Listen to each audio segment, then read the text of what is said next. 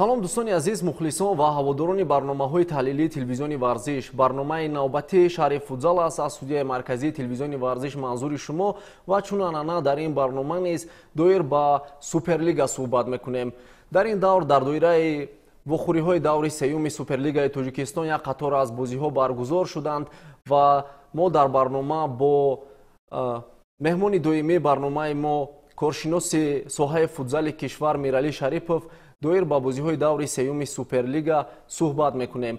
Хуб, сараввал шуморо ба студияи марказии телевизиони варзиш хушомадед мегӯем ва мегуфтед ки хуб ин ҳафта ҷомеаи футзали тоҷик чӣ гуна буд?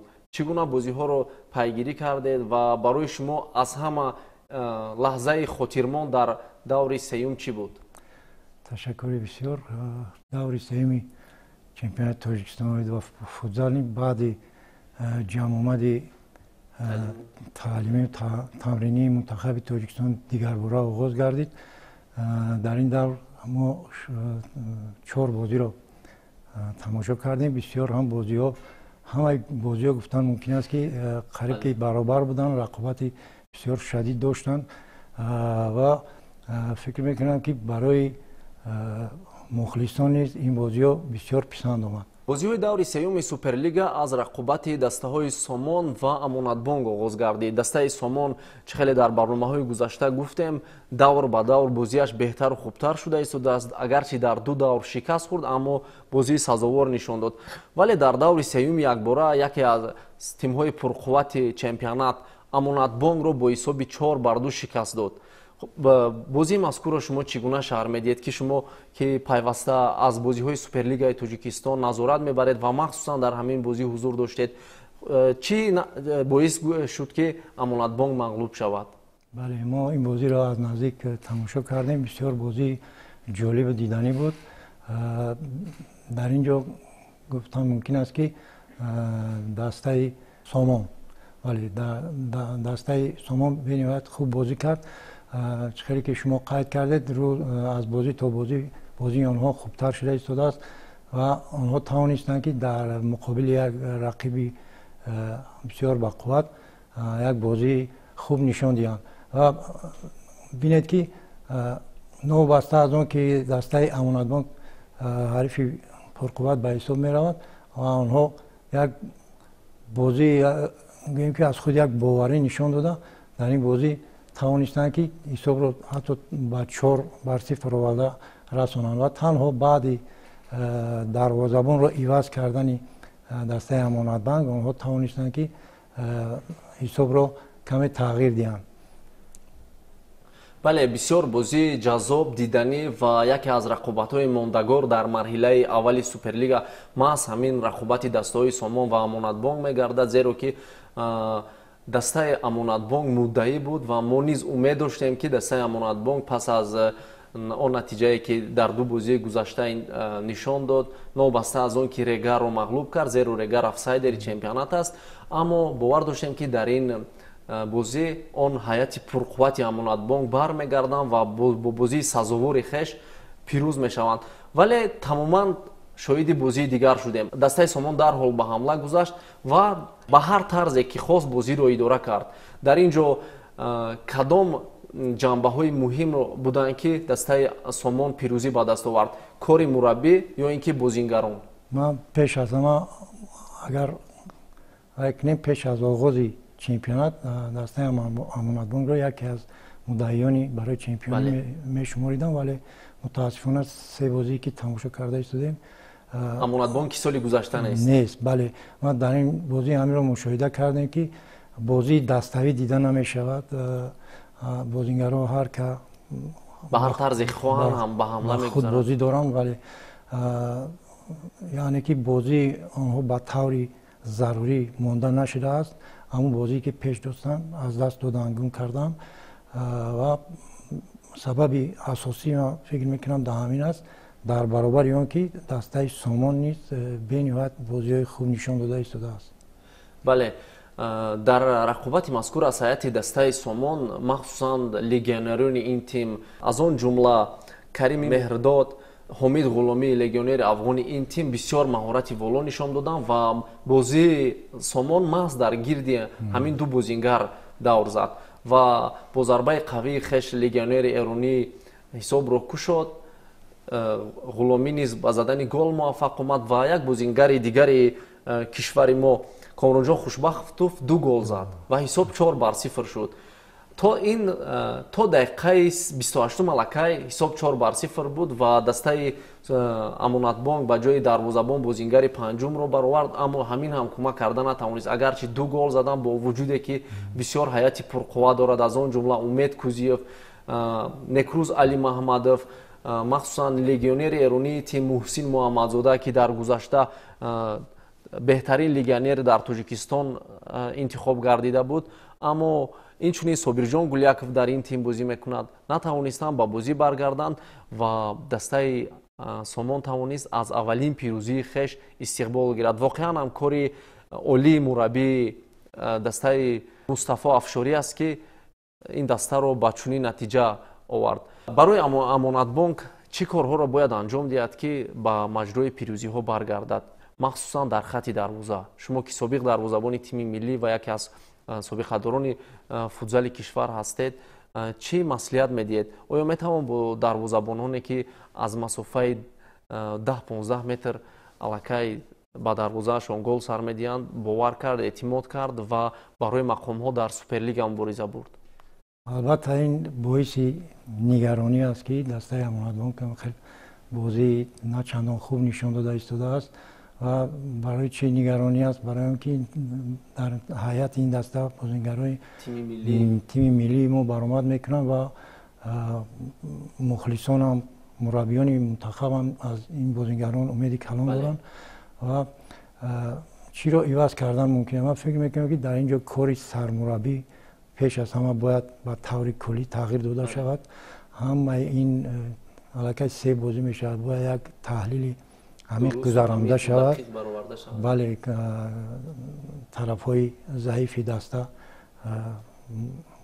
ёфта мустаҳкам карда шавад ва инро кардан мумкин, барое ки бозингаро ҳама бозингарои бо таҷриба ҳастанд, ҳамаи он техникаву азияти тактикӣ доро ҳастанд. фикр мекунам ки сармураббӣ бояд сар ин масъала ҷиддӣ бояд фикр кунад. ду дарвозабон дар ҳар ду қисм, ду дарвозабон дар қисми аввал Хушбахт Исоев ба майдон баромад ва дар қисми дуюм Муродҷон Муродов.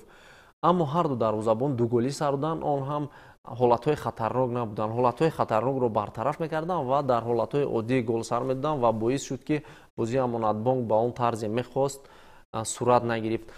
мо пас аз ин бозӣ бо сармураббии дастаи Сомон суҳбат доштем ва айни замон имкон дорем ки суҳбати ӯро якҷоя бинем. ما 2 هفته وقت داشتیم از بعد از بازی با استقلال که دومین شکستمون بود.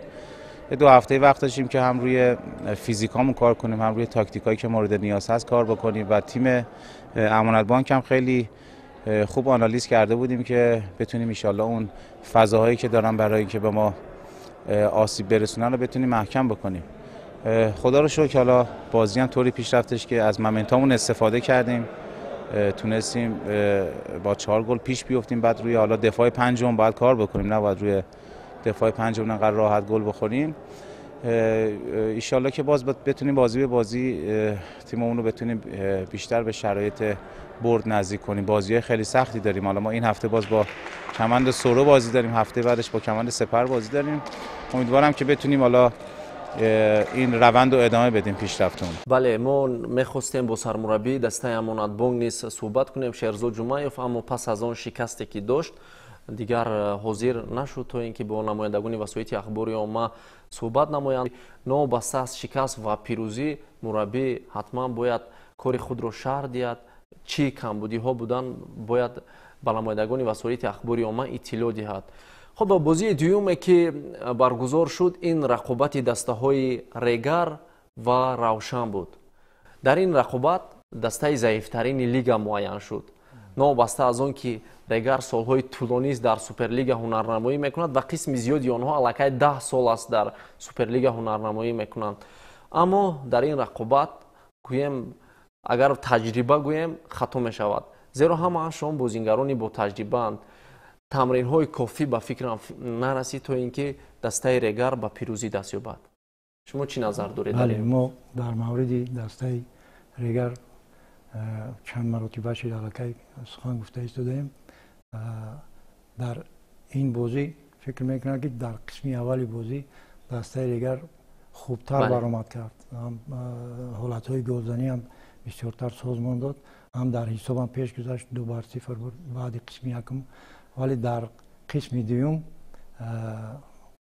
дастаи равшан тавонист ки дам ба дам фишор биёрад дар нимаи майдони рақиб. бале, ва ин албатта ба онҳо натиҷа дод. ва аз ин ҷо хулоса кардан мумкин аст ки дастаи регар аз ҷиҳати ҷисмонӣ қуввашон дар қисми дуюми бозӣ нарасид.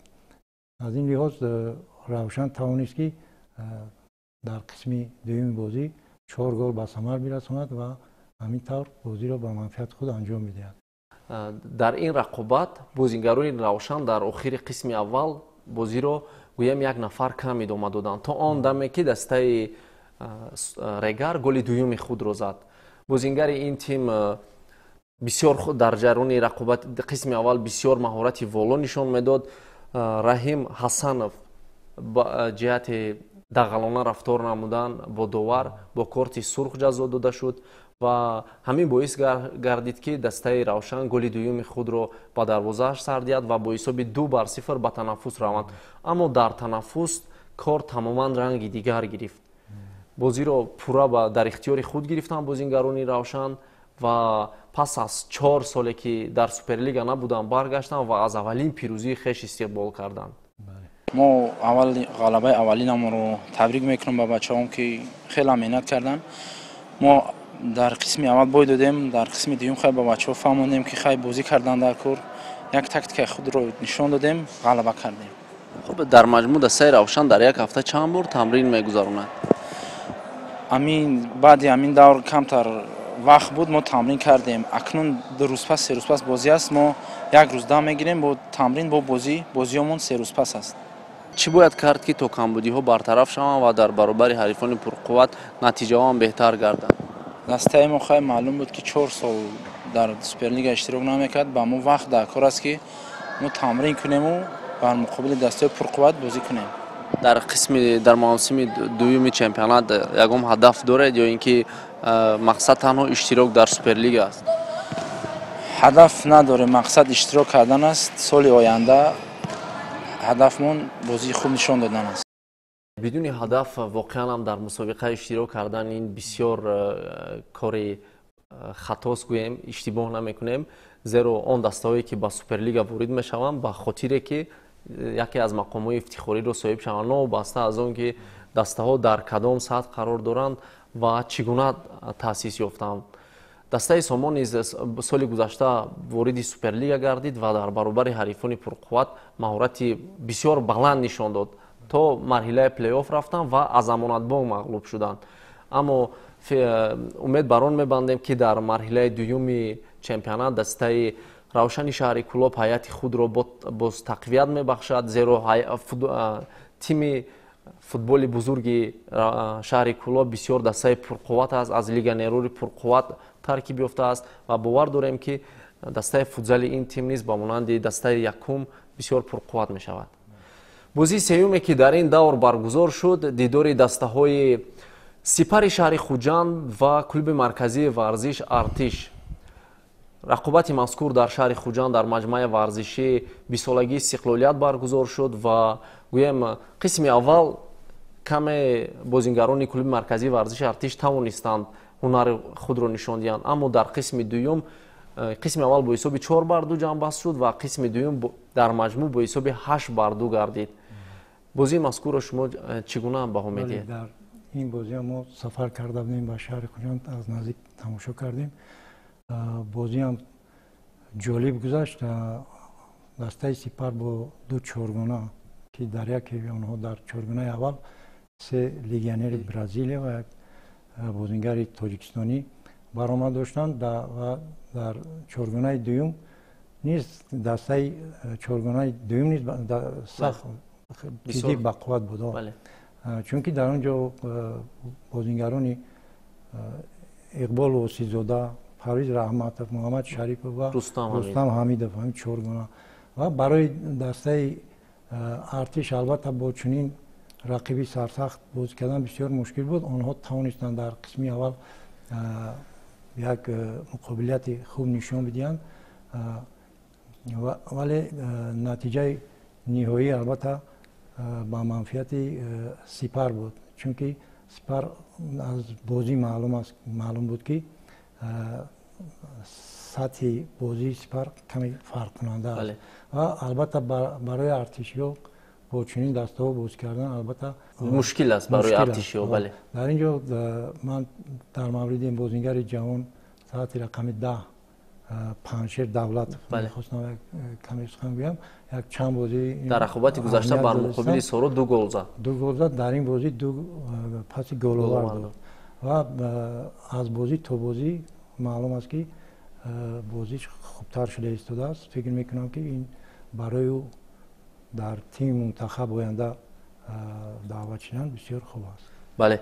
ادواردو آگنالدو لگیونر برزیلی این تیم در حال حاضر گویم پرقوت‌ترین لگیونر در سوپرلیگای مملکت است، زیرا در هر بازی با زدن گل موفق می شود. در این رقابت نیز 3 گل زد. در گذشته ما تنها لگیونر را از ایران داشتیم، اما دیگر دسته های گویم روشن، ریگر، کلوب مرکزی ورزش ارتش بر مقابل آنها ایستادگی کرده نمی توانند. یک بازیگر برزیلی با زدن 3 گل موفق شد. بله.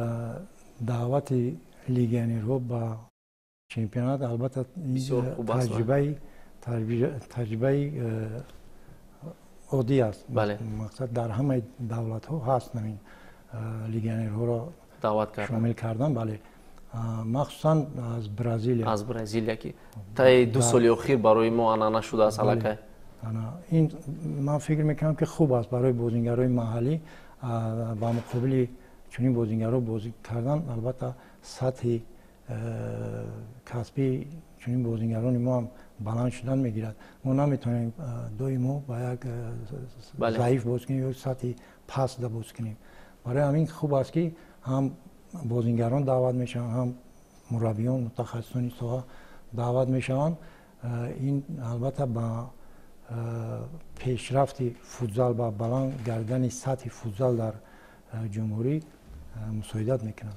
بله. دسته سپر نیز لگیونر پرقوت دارد و دسته سورو نیز بازیگران برزیلی دارد. یک چیزی رو میخواستم قید نمایم که عین زمان در چمپیونات ازبکستان اومد با فوتبال در مجموع بسیار چمپیونات پرقوت است. 21 بازیگر برزیلی باز از لگیونران ما دیده سطح بلندتر بازی میکنند و تیم ملی فوتبال تاجیکستان چند قبل با دسته BMB قهرمان فعلی این کشور بازی سنجشی برگزار کرد. یک هیئت پورا را چهارگانه اول را در قسم دوم زمانی که دسته BMB مغلوب میشد پورا بازیگران برزیلی بازی کردند و بچهای ما اگرچه تا ثانیه های اخیر مبارزه بردند ولی با حساب 4-3 مغلوب شدند. اما یک تجربه بود برای بازیگران باز هم سطح بلندتر، لگیونرهای سطح بلندتر برزیلی. اگر دسته‌های دیگر نیز امکان پیدا کنند با دریافت امکانیت بازیگران برزیلی با تیم دعوت نمایند بسیار خوبتر است. بله. برای چمپیونات ما نیز این بسیار خوب است و فکر میکنم که اگر بازی‌ها با همین ترتیب صورت گرفتن گیرد دسته‌هایی که در زینه‌های پایانی قرار دارند باز برای مکمل نمودن هیئت خود علاقه با بازیگران جدید دعوت کردن میگیرن. استقلال نیز علاقه از گرجستان یک قطار از بازیگران خویش را دعوت کرده است که بازیش رو دیدیم بسیار بازی گویم ارزنده نشان داد.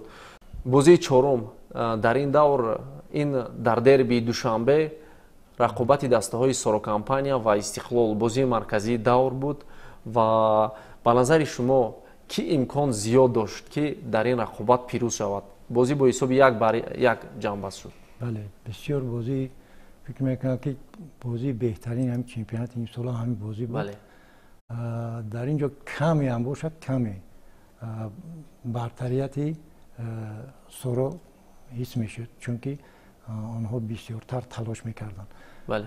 کمی اگر باشد 55 با 45 اگر هم خیلی بهاگذاری کنیم. بله. ممکن است. ولی در مجموع هر دو دستان بسیار بازی صفت بلند نشان دادن که این شهادت این گفته ها ما بینید که تالاری پر از مخلصان بود. بیشتر از قریب 2000 مخلص در تالار جمع شده بود. بسیار فوتبال هم با مخلص زیبنده است. وقتی مخلص باشد بازیگر هم با بازیش دیگر خیلی می شود. برای همین هر دو دسته هم یک کسبیت خوب نشان دادن و فکر میکنم که اگر دیگر دسته ها هم خیلی آماده شوند، بله سطح باز کسبیتشون بلند شود هم خیلی بسیار چمپیونات ما یک چمپیوناتی خوبی می شود. در اینجا ما میتوانیم هنر و مهارت انفرادی کاپیتان دسته سورو کمپانیا فیضعلی سردورов و یکی از فوتبالبازان اساسی تیم ملی فوتبال تاجیکستان را قید نماییم که واقعا هم جلوی هنر کرد. در رقابت مذکور گل اولی دسته‌اش رو زد، گل یگانه تیمش رو محض فیضعلی زد. پیش از آغاز مرحله انتخابی چمپیونات آسیا برای بازیگران ما همین گونه بازی‌ها لازم هستند. واقعا هم لازم هستند، زیرا قسم زیادی بازیگرانی که در اینجا بودند در هیئت اساسی تیم ملی فوتبال کشور بازی میکنند. در این رقابت این چنین ما میتوانیم دروازه‌بان گرجی دسته استقلال رو دربارش سخن رانیم که لوکا خارشیلادзе که بسیار مهارت والا نشان داد، در بسیار حالت‌ها محض دروازه‌بان دسته استقلال رو نجات داد. اگرچه در نزد دروازه سورو کمپانیا حالت‌های خطرناکی که ما گوییم به گل تبدیل می‌شدند کم بودند، ولی دروازه‌بان دسته گرجی استقلال بسیار خوبی سوداگری کرد و در برابر آنی که در خط دروازه بود به میانه میدان می آمد و به حیث بازیگر پنجم به دستش کمک میکرد. یک اشتباه در دقیقه 14 با گل دسته استقلال آورد، زیرا در یک حالت عادی عبدالقیوم رو تنها گذاشتن و عبدالقیوم الکی این باری اول نیست که در چنین حالت‌ها به زدن گل موفق می شود و استقلال می توانست این چنین گل دیگر زند. مخصوصا کامران علیف می توانست با دروازه خالی گل زند هنگامی که دروازه‌بان سورو کمپانیا پس از برگرداندن ضربه در زمین خواب بود. چنین حالت در دسته سورو هم بود. لیگیونر برزیلی این تیم رینالدو دو مرتبه با دروازه خالی نتوانست گل زند. کامران علیف یکی از امیدهای فوتبال کشور است. ما باور داریم که پس از جراحت طولانی که داشت، بسیار جراحت سخت و سنگین از زانویش داشت، دوباره به میدان برگشت و امید می‌بندیم که در مرحله انتخابی و چمپیونات آسیا کامران علیف رو می‌بینیم. در مورد کامران علیف بسیار بازیگری با استعداد است. البته آن جراحتی که برداشته بود این کمی به حقی پرتاف، ولی این بازی‌های اول چمپیونات نشان داده است که الکی همون دوباره برقرار شده است، به حالت خوب خود برگشته ایستاده است و امیدوار هستیم که با تیم منتخب که من کمتر از یک ماه دیگر مونده است با بازی‌های انتخابی چمپیونات آسیا در اینجا دعوت می شود. توجه شما رو بازی کدام بازیگران تاجیک جلب کرد؟ از نو بسته از دسته استقلال یا اینکه سورو کمپانیا؟ کدام بازیگرانی بودند که شما انتظار نداشتید که چنین بازی نشان میدهند؟ ولی در اینجا بغیر از آن که ما فیضعلی رو نامبر کردیم، در این بازی فیضعلی بسیار بازی خوب نشان داد و من میخواستم نیکروز دیو از دسته استقلال در این بازی به نهایت بازی خوب نشان داد. همچنین رحمان علی شریف هم بازی نقد نشان داد.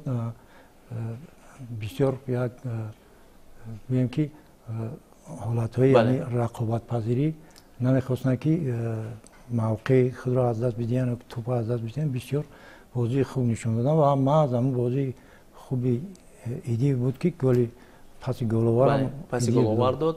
اگرچه در لحظه اول نتوانست فیضعلی سردورов رو نگاه دارد، اما اشتباه خود رو با پرتافت گل‌آورش اصلاح کرد. بله، در اینجا سرمربی استقلال هم ایدیو رو بسیارتر به میدان برآورد، چون که در این باور کرده ایستاده است. مربیان دیگر با نیکروز ایدیو چنین زیاد وقت نمیدادند، ولی در این بازی بسیار وقت زیاد داد و خود رو خوب نشان داد. واقعا هم رقابت دور سیوم سوپرلیگای تاجیکستان بسیار جالب دیدنی صورت گرفت و دسته استقلال پس از 4 شکست پی در پی یکی از آنها در مرحله دوم موسم گذشته سوپرلیگا و سه رقابت دیگر در سلسله بازی‌های نهایی که تا 3 رقابت طول کشید و در هر سه‌اش دسته سروکامپانیا پیروزی به دست آورد، توانست که حداقل نتیجه را مساوی نماید در برابر قهرمانی فعلی کشور و امید داریم که آن بازی که دسته‌های مذکور نشان دادند در مرحله دوم نیز از این هم بازی خوبتر نشان میدهند. گویم یگام دسته از نتیجه ناراضی نبود، هر دو دسته بسیار خوب قبول کردن این نتیجه را و نتیجه سزاوار در رقابت مذکور گویم با قید گرفته شد. با فکر من بهترین بازی شد و مخلصان از این بازی حلاوت بردن، برای که در بازی دو دسته خوب بود، رقابت خوب و اگه میتونم دسته یک بازی خوب دیدنی نشون دادن.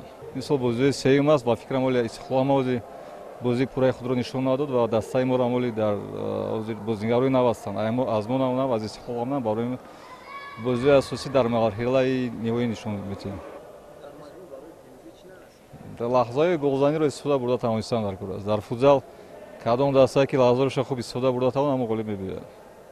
Хорошая игра получилась. Я думаю, хоть и мало забитых мячей, да, но болельщики, думаю, не остались равнодушны.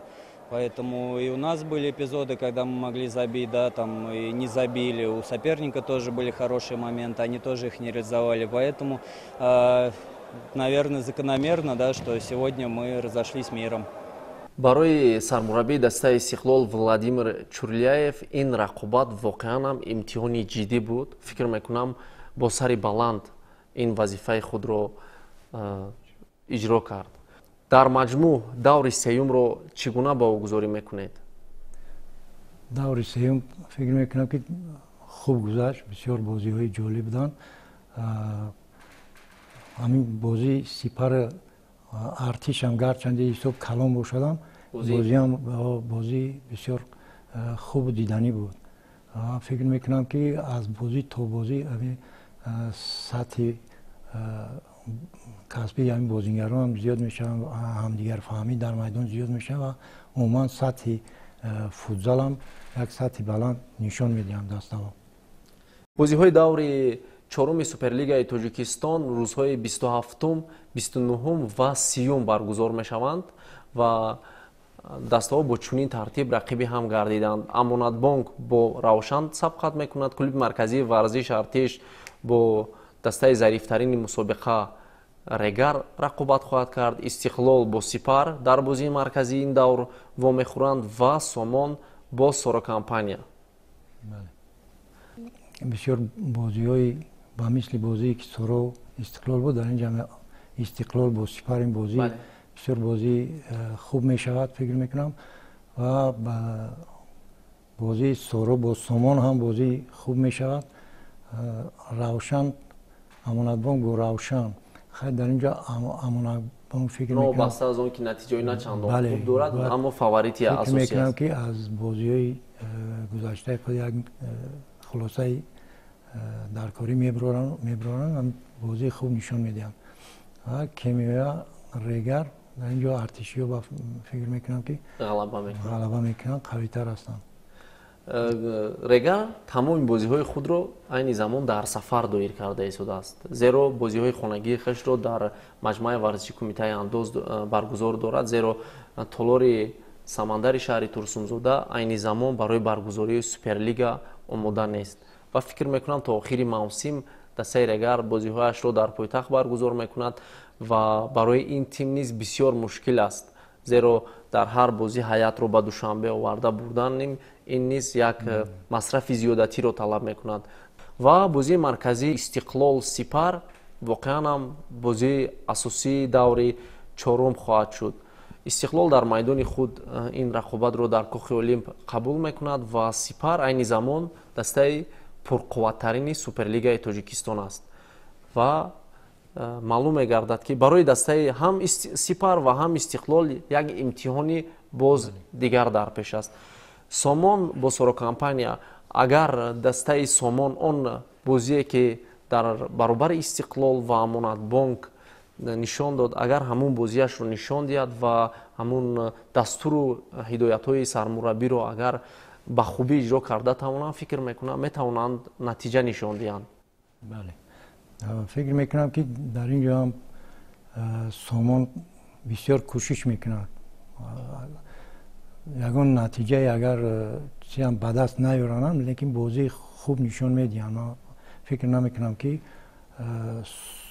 Сорок компания ягон холро дар ин бозӣ аз даст бидиҳад, вале фикр мекунам ки Сомон ҳамаи он қувва ва тавоноие ки дорад дар ин бозӣ бар зидди чемпиони Тоҷикистон нишон медиҳад ва албатта ки бозингарои ҷавон ки ҳастанд мехоҳанд худро нишон бидиҳанд дар чунин бозиҳо ва муқобили бозингароне ки дар мунтахаб бозӣ мекунанд ва онҳо ҳам мехоҳанд шомили мунтахаб шаванд. Айни замон як нафар аз дастаи Сомон ба тими миллӣ даъват мешаванд ва умед дорем ки агар чунин бозиҳо нишон додан гирад дастаи Сомон, ҳатман ситоди мураббиёни кишвар бозингарони дигарро низ ба ҳайат ҷалб мекунанд.